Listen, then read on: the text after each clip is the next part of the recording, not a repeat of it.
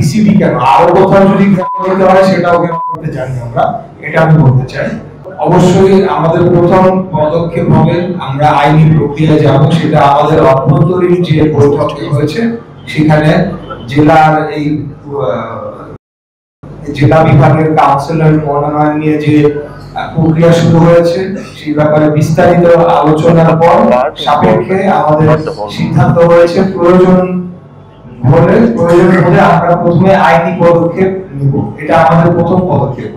দ্বিতীয় পদক্ষেপ যদি তাতেও কাজ না হয় এবং তারা যেভাবে রাজনৈতিকভাবে হস্তক্ষেপ করতে চাচ্ছে, বর্তমান সরকারকে আমরা যতই বলি অরাজনৈতিক, আসলে কিন্তু তারা অরাজনৈতিক নয়, এটা আপনারা সকলে বুঝেন। তারা যদি সেই লাইনে আগায় তাহলে সেটার জন্য আমরা প্রয়োজন বোধে আমরা বিসিবি কেন আরো কোথাও যদি ঘেরাও করতে হয় সেটাও ঘেরাও করতে জানি আমরা, এটা আমি বলতে চাই। হয়তোবা চিঠির মাধ্যমে একটা জেনারেল চিঠি গিয়েছে, কিন্তু সকলকেই যেটা ইতিমধ্যে বলা হয়েছে ফোন করে চাপ প্রয়োগ করা হচ্ছে।